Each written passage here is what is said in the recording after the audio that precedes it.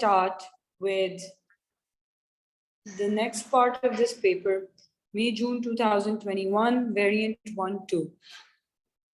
So hexadeca-10,12-diene-1-all is produced by silk moths from hexadecanoic acid in a 3-step enzymatic process.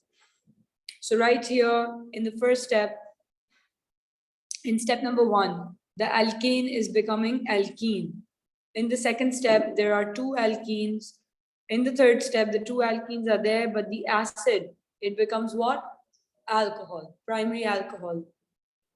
Now let's see. Step 1. Now so this step right here, in step number 3, definitely we are undergoing reduction, acid becoming primary alcohol. So this is definitely reduction. Can't be oxidation, has to be reduction. Can't be A, can't be C. Yeah. Now in step number 1, you see the double bond is being introduced. So you must be removing hydrogens here. So that must be what? What is happening? The alkane is becoming alkene, right? So this is, so you're removing the hydrogens. So alkane becoming alkene, right? And then in this, another alkene, the 2 alkenes. So 2 alkenes. Now, you see, we haven't really done a reaction of alkane directly becoming alkene. The only way we probably remember it is through cracking. Yeah, that alkane becomes alkene. But the same thing is happening in step 1 and step 2, which is alkane becoming alkene, which we don't quite know except cracking. But we're sure this is reduction. We eliminated 2 options. Step 1 and step 2 should be the same. Same thing happening. So let's see. Can it be B? No, because it's saying elimination and reduction. Not the same. Can it be D? Yes. Oxidation, even though we don't know or we haven't done this reaction. But we know the same thing is happening here and here. And we are sure this is reduction. We already, on the basis of this, we eliminated 2 options. The remaining 2 options, step 1 and step 2 should be the same. That's oxidation. Even though you haven't done this reaction, but we know this is oxidation. I mean, it is the same for both step 1 and 2. 22. Compound X can be converted to compound Y in a single step. So let's see. X can be converted to Y in a single step, they're saying. What could be the identity of X? So you see, you are making a ketone here. Then you have a carboxylic acid here. So let's see. Now in a single step, they're saying you're making this. So let's see, this is an alkene. You can make this undergo oxidation with K-4. Yeah. So let's see. When you make this undergo oxidation with K-4, will it give you an acid and a ketone? Let's check. What about this side? This side, this carbon has 1 and 2 neighboring carbons. So this side will give you a ketone. Let's check the other side. This carbon has 1 carbon and 1 H. So this side will give you acid. Seems correct. Right? Now, let's see B. Now, how many carbons do we have here? 1, 2, 3, 4, 5, 6 in the main chain. Yes? And this is the 7th. Yeah? So you have 7 carbons. Do we have that? 1, 2, 3, 4, 5. And this right here is 6 carbons, right? So right here you have 6 carbons, 1, 2, 3, 4, 5, 6, 7. Right here also you have 7 carbons and you have acid and ketone. Let's check B. 1 carbon, 2 carbon, 3, 4, 5, 6, 7 carbons. Let's check. Now, over here, you will get a ketone. Yes, because you have a CH3. So this side will give you a ketone. And over here, you have 1, 2, 3. This side should give you acid. Yeah. So again, this can be ketone and acid. Now let's see how we'll figure it out. Now, definitely it can be A or B because the total number of carbons are 7. It can't be C, can't be D, because 1, 2, 3, 4, 5, 6, 7, 8 carbons. 1, 2, 3, 4, 5, 6, 7, 8 carbons. Can't be the answer. So C and D you already eliminated. It can be A or B. Yes. Now let me just draw it out for you so we can see. Now, right here you have a CH3, which is connected to this carbon. So this is the CH3 connected to this carbon, which will become what? C double bond O. And then that is connected to this one, which is a CH2. Then that is connected to another carbon, which is a CH2. Then that is connected to this carbon, which is a CH and a CH3 on top, which is then connected to another carbon, which will make carboxylic acid. Yeah, this is A. Do you see this matches with compound Y? Let's see. CH3, CH3, CO, CO, CH2, CH2, CH2, CH2, CH with a CH3, CH with a CH3, CO2H, CO2H. Yeah, it matches. Let's see B. So you have a CH3, CH3 with a C double bond O, C double bond O, with a CH2, CH2, with a C with a H and a CH3, CH and a CH3, with a CH2, CH2, with a CO2H. Does this match with this? No, because you have a CH3, CH3, CO, CO, CH2, CH2, CH, CH3. No, here we have a CH2. Clear? Can't be the answer. Therefore, the answer is A. Is that clear? And we already eliminated C and D because they have more carbons. 23. Let's see. Methane and bromine react by free radical substitution. P and Q are involved in the reaction mechanism. So we know that P and Q are both involved in propagation steps as reactants. In propagation, you know you have one molecule and one radical. Do you remember I told you? In initiation, molecule becomes radical. In propagation, in reactant, you will always have one molecule, one radical becoming one molecule, one radical. And in termination, both radicals become a molecule. So if they are saying both are involved in propagation steps as reactants, so that means one should be a molecule, one should be a radical. Both are involved in termination step as reactants. So that means both must be radicals. So let's see. What could be P and Q? So let's see now. Br and H. Do you have a H radical as a reactant? No, because I told you as soon as it was formed, it instantly became HCl. Or if we are reacting bromine, then it will become HBr. We never have H radical. Yes? Br radical and CH3 radical. Is that a possibility? Yes, because do you remember in propagation, let's take methane and Br.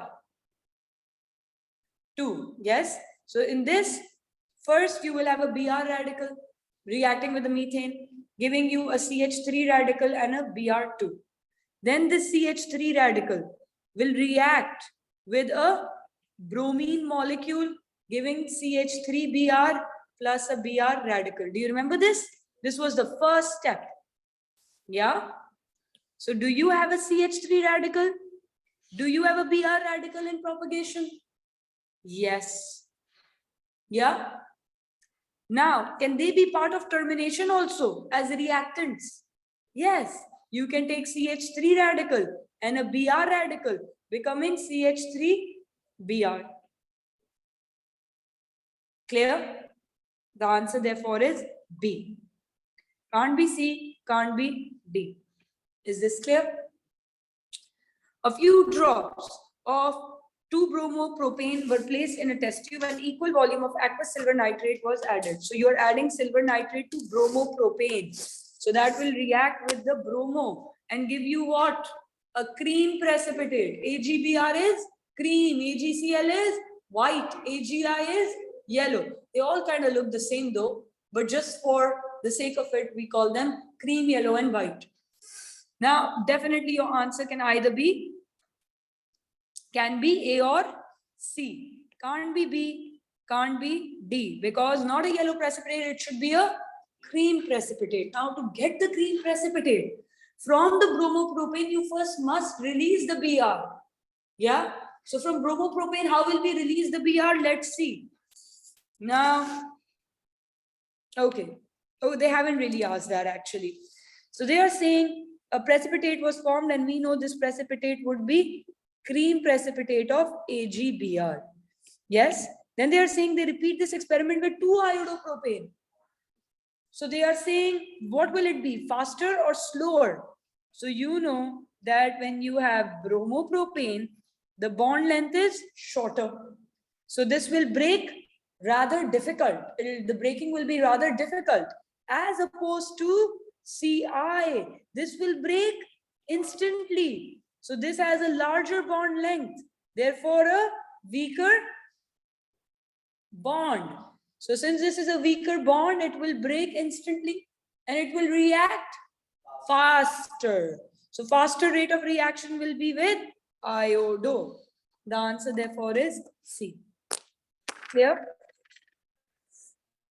Question number 25. Sodium methoxide reacts with 2-chloro-methyl-propane in a nucleophilic substitution reaction.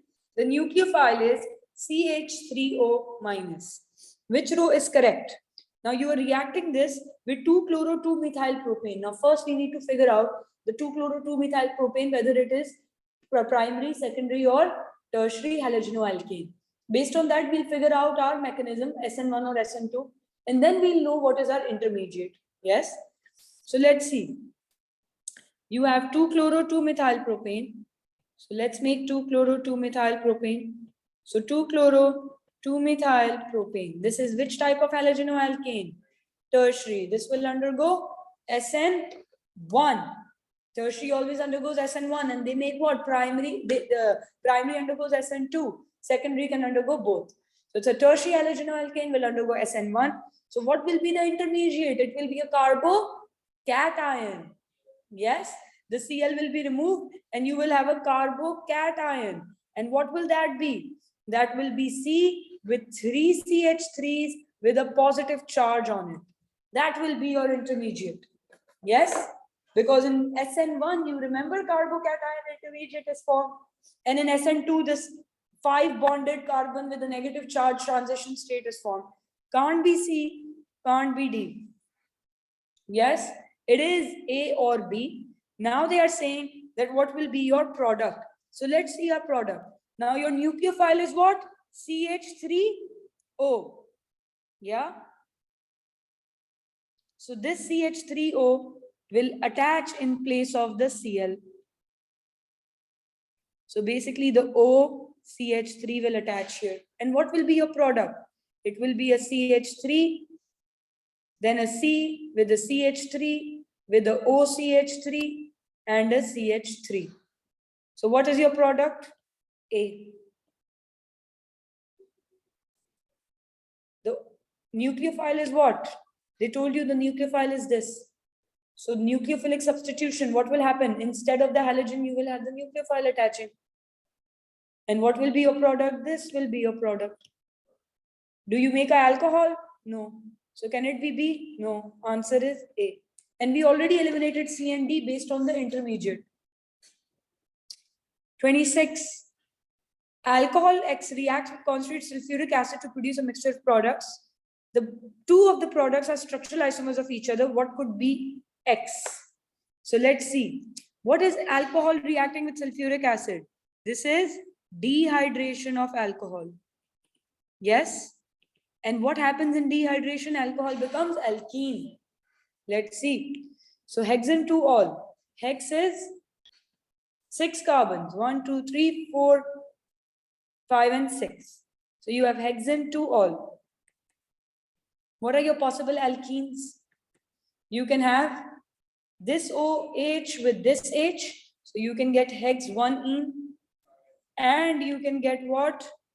This OH with this H. You can get hex 2-ene. Are they both structural isomers of each other? Yes, they are positional isomers. Yes, positional is a type of structural isomer. So they are saying Two of the products are structural isomers of each other, are they? Are they? Yes.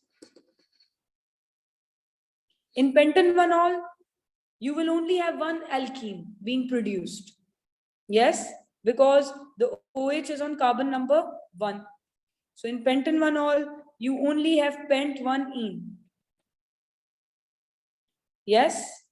In pentan-3-ol, let's see pentan-3-ol. In pentan-3-ol, again you will have just one type of alkene, which will be pent-2-ene. Because if you have a double bond here, you will start, sorry, if you have a double bond here, you will call it pent-2-ene. If you have a double bond here, it still be pent-2-ene. So there's only one product, pent-2-ene. Propan-2-ol. Propan-2-ol will only give you what? Prop-1-ene. Either you lose this, the double bond comes here, prop-1-ene. Or you lose this and this, double bond comes here, again prop-1-ene. So the two products are only with A. Answer is A. Clear? 27. Which reaction will form a strong organic base? What is a base? Base is a proton acceptor. So what will make a strong organic base? So let's see. Ethanol and acidified sodium dichromate. So when you add dichromate to ethanol, ethanol is a primary alcohol. This will make ethanoic acid. Is that a base? It's an acid. Ethanol and aluminum oxide. Aluminum oxide was also used for dehydration of alcohol. So this will give you what? Ethene, which is an alkene. Ethanol and sodium. So let's see ethanol and sodium. So what happens with ethanol and sodium?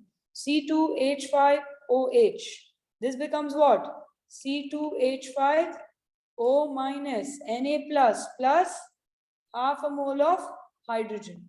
Do you see this right here? This is what? Even though this is a salt, but you see what is happening here? Alcohol is losing the H. So what will you get right here? You will get a base, right? So let's see now. Last one, ethanol and HCl. So what will you get with ethanol and HCl? C2H5OH. With HCl, what will that give you? C2H5Cl plus H2O. Again, not a base here. Not a base here. The answer is C. Sodium methoxide ion can act as one. Clear? All right. Which reaction mechanism for the formation is correct?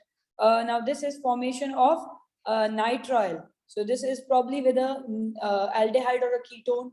So what happens in this mechanism? The first thing is that the CN nucleophile attacks the carbon. Yes, the arrow is shown correctly. And when it does, this bond breaks. That is shown correctly. And when that happens, the CN attaches to this. Yes. And then the arrow here is wrong. You see, the arrow should be from O to C, from O to H, because it is always from the electrons to the recipient. Can't be A. So this arrow right here is wrong in B, because they are showing the arrow from the double bond to this. It should be the other way around. B is wrong. Let's see C. This arrow is correct. This arrow is correct. Partial charges are wrong. Do you see that? Oxygen is partial positive. That is wrong. The answer therefore is D. And let's see. This arrow, correct. Partial charges, correct. This arrow, correct. Then arrow from O to H, correct. So I'll just point out the mistakes here. The partial charges are wrong. Here, this arrow is wrong. And here, this arrow is wrong. The synthesis shown by may be used for the production of propan-1-ol. Which row gives the correct reagent for step 1 and 2? So what is happening in step 1 and 2? So let's see. In this nitrile, you're making something and then that becomes alcohol. So nitrile, you know, can hydrolyze to acid. You can do nitrile hydrolysis and make carboxylic acid. If this becomes carboxylic acid, can you do reduction and make alcohol? Yes? And what do you need for hydrolysis of nitrile? You need dilute acid. So can it be C or D? Nope. What do you need? Acid to becoming alcohol. LiAlH4. No other reducing agent except this. The answer therefore is B. No, for carboxylic acid to become alcohol, you only can do it with LiAlH4. Only this one. Only this converts acid to primary alcohol. Question number 30. Let's see. Infrared spectrum is shown right here. What could be Z? So right here, if you see in this, right here, we have carbonyl carbon here, carbonyl carbon here. And I told you to remember that carbonyl carbon has a C double bond O peak at 1700, which is strong and sharp. Do you see that peak here? Do you see anything at 1700 like this? No. Can it have a carbonyl carbon? No. Can it be A? Can it be C? No. Now it can't be A and C. So let's see. What do we have? You remember we have to see peaks above 1500. Yeah. Now what can it be? So in 30, they've told you that this is C4H8O and the infrared spectrum is shown. Now in D, you have alkene plus alcohol.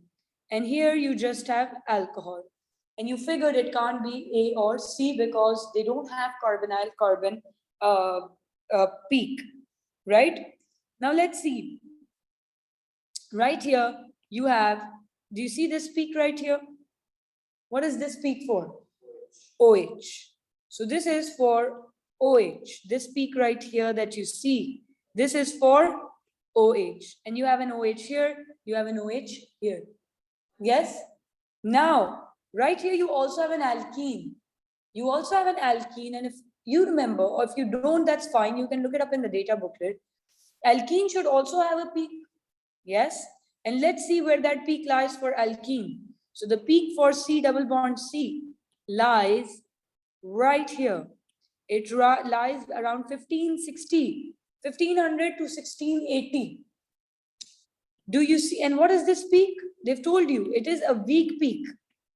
Do you see this peak at around 1500 to 1680? What do you think this peak corresponds to? C double bond C. Therefore, the answer is D. This peak is for C double bond C. This peak is for alcohol. Clear? Question number 31. Let's see. In which ions are the number of electrons equal to the number of neutrons?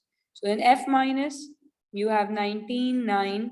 So let's see, you have 9 protons, you have 10 electrons, and you have 10 neutrons. 10 electrons because you've gained 1.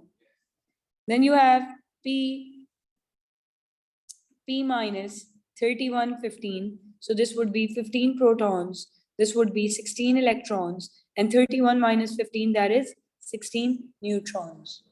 Then this is Na plus 23, 11. You have 11 protons. You have 10 electrons and 12 neutrons. They're saying in which the number of neutrons are equal to the number of electrons. So electrons, neutrons equal? Yes. Are they equal here? Yes. Are they equal here? No. The answer therefore is B. 32. Let's see. Compound X is a straight chain hydrocarbon with an MR of 84. What can be determined about X? So they've told you it has an MR of 84. Yeah. What can be determined? And they've told you it's a straight chain hydrocarbon. So that means it only has carbon and hydrogens. Now you can do the trial and error and you can find out how many carbons and how many hydrogens because that's all it has. And the MR should add up to 84. I'm not doing that, but what can you deduce? Can you deduce the molecular formula? Yeah. If you can deduce the molecular formula, can you deduce the empirical formula also? So you can deduce the empirical formula, the molecular formula. And can you deduce whether it contains a carbon double bond or not? Yes, because if it doesn't add up, then you'll know there's a double bond. The answer therefore is A. Because you can basically get the entire structure of it, yeah? Given that it's just carbon and hydrogen and it should add up to 84, you can figure out the molecular formula, whether it has a double bond or not, and the empirical formula. Question number 33. Let's see. When a sample of ammonium chloride is warmed and decomposed into ammonia and hydrogen. So you're heating this, making ammonia and HCl. When the mixture of hot ammonia and HCl hit the cold surface, a white solid of ammonium chloride reforms. Which statement is correct? So they are saying basically what we do is we heat this. We get this.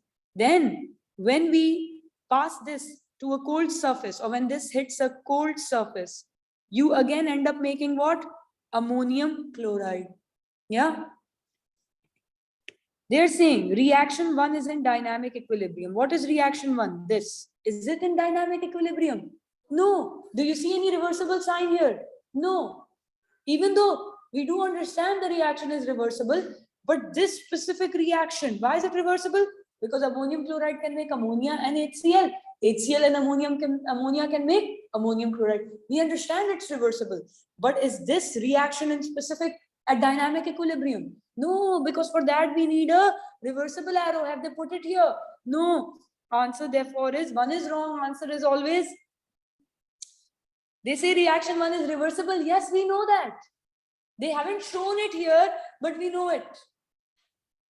Reaction 1 is an endothermic reaction. Yes, because you have to give energy to break or decompose this. Clear? Question number 34. Hydrogen chloride is formed by the reaction shown. What will change the average kinetic energy of the reacting gas particles? Increasing the temperature and increasing the concentration of hydrogen. Yes, you increase the temperature, particles will gain the heat energy, they will convert it to kinetic energy, they will move more. Yeah. And if you increase the concentration, more particles, more collisions. Cooling the reaction mixture. Now they have said change. They did not just say increase the kinetic energy.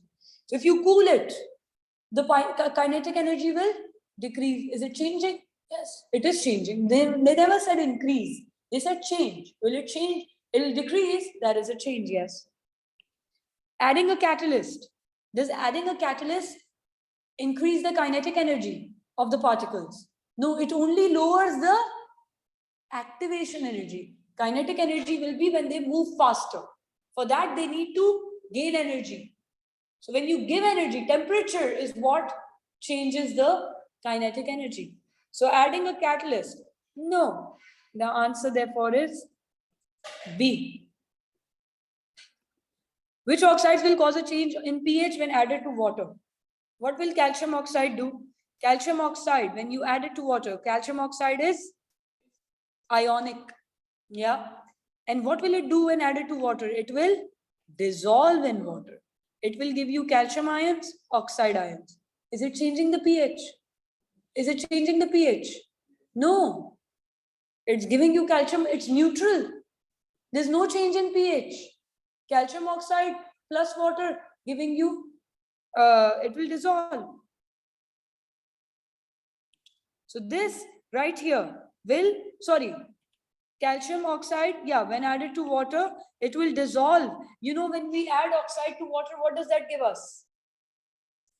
Oxide plus water, what does that give us?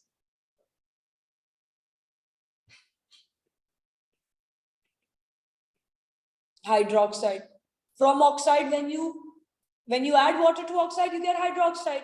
When you remove water from hydroxide, you get oxide. Do you remember? Calcium with cold water gave you what? Calcium hydroxide and hydrogen gas. Calcium with steam gave you what? Calcium oxide and hydrogen gas. And I told you that you'd say, miss, it's the same thing. You see, but here steam means higher temperature. Higher temperature means, can I write this as CaO2H2? Calcium hydroxide, can I write it like this? Now, if I remove water from it, why remove water from it? Because when you're treating it or heating it, reacting it with gas, or steam, the temperature is high. So technically it should form calcium hydroxide, but because temperature is high, from the hydroxide, H2O will go as steam. It will escape and you will be left with what? Calcium oxide. So remember, to oxide, when you add water, what do you get? Hydroxide. And from hydroxide, when you remove water, what do you get? Oxide. So calcium oxide with water will give you what? Hydroxide. Is calcium hydroxide basic? Yes. Will it cause a change in pH? Yes. Aluminum oxide, does this react with water? No. It is a giant ionic lattice, does not react. SiO2, will this react with water? No, this does not react because it's a giant macromolecule. The answer therefore is, all right. Which reaction occurs? Can be used to make a pure sample of barium sulfate. Let's see. So barium, when in oxygen, it will give you barium oxide. With hydrochloric acid, will give you barium chloride. With sulfuric acid, will give you barium sulfate. Yes, this can. Barium nitrate, you heat it in air. When you heat it in air, it will undergo decomposition. What will it give you? Barium oxide, nitrogen dioxide, oxygen. Nitrogen dioxide, oxygen are gases. They will escape. You will be left with barium oxide. So your solid product is barium oxide. You add it to water. Oxide plus water will give you hydroxide. Hydroxide with sulfuric acid. This is alkaline. This is acid. They will undergo neutralization, giving you salt and water. Barium hydroxide with nitric acid will give you what? Barium nitrate. You react it with sulfuric acid, will give you barium sulfate. Yes, answer is A. All three give you barium sulfate. 37. Cortisone is a synthetic hormone. Which classes of alcohol does this molecule contain? Let's see. Does it have a primary alcohol? Right here, do you see this alcohol? It is primary. It's a carbon with the OH with one bond, two bond, third and fourth are hydrogens. So this right here is a primary alcohol. This one is primary. This one right here, do you see, is secondary? Because carbon with the OH has 1 and 2 neighboring carbons. So this is secondary. And this right here, do you see, is tertiary? Because carbon with the OH has 1, 2, 3 neighboring carbons. So this is tertiary. So it has all three. Answer therefore is A. Which changes are commonly involved in the formation of addition polymer? So in addition polymer, what do we do? Alkene becoming alkane. So formation of a sigma bond. Yes, because the double bond becomes single bond. Single bonds are sigma. Breaking of a pi bond. Yes. Change in hybridization. Yes. You go from sp2 to sp3. That is absolutely correct. Answer is A. 39. Which alcohol can be oxidized to form organic compound, which will give colored precipitate with 2,4-DNPH and alkaline aqueous iodine? So they are saying which can be oxidized. So with 2,4-DNPH, you know which alcohols oxidize. Primary gives you aldehyde and carboxylic acid. Secondary gives you ketone. Tertiary does not oxidize. So if you have a tertiary alcohol, you can just eliminate that because that will not oxidize. Yeah. We don't have a tertiary alcohol. So you have a carbon with the OH with 2 neighboring carbons. This is secondary. You have a carbon. This is also secondary. This right here is primary. Yes. Now let's see. What will this give you? This will be giving you a ketone. The first one. Yeah. Will it give you an orange precipitate with 2,4-DNPH? Yes. Now they're saying it should also give you a yellow precipitate with alkaline aqueous iodine. Which reaction is this? Iodoform reaction. And for carbonyls, what is the criteria? You should have a carbonyl carbon with a CH3 next to it. Do you have a CH3 next to this carbonyl carbon? Can this give you iodoform? No. So one is wrong. Answer therefore would be You don't even need to bother. One is definitely wrong. If you want, I can show you. So this guy, can I? Okay. So this guy right here will become ketone. And then this right here is what? This is also a ketone. Can ketone oxidize? No. So this will stay as it is. Now, do you see this one does not show iodoform? But this one does because you have a CH3 right here. So this one does show iodoform. Yes? This is the criteria. Then let's see the last one. So you have a primary alcohol. So to make a 2,4-DN pH, so for it to show a precipitate with 2,4-DN pH, we should make aldehyde. Primary alcohol can make aldehyde also. So this would be this CH3, and this would be the carbon with a double bond O. Sorry. So you would have this. So this is the carbon. So this carbon will become an aldehyde. Yes?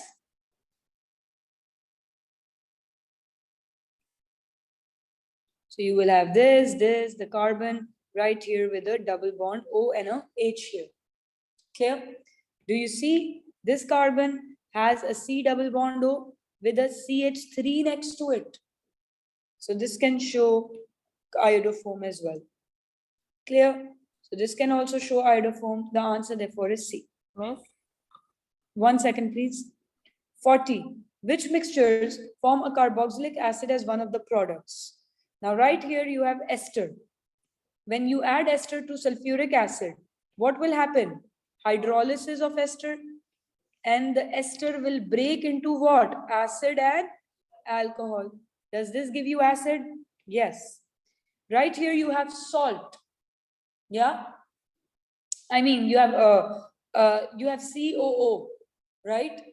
Minus. With acid, can we say the COO minus will gain the H and become what?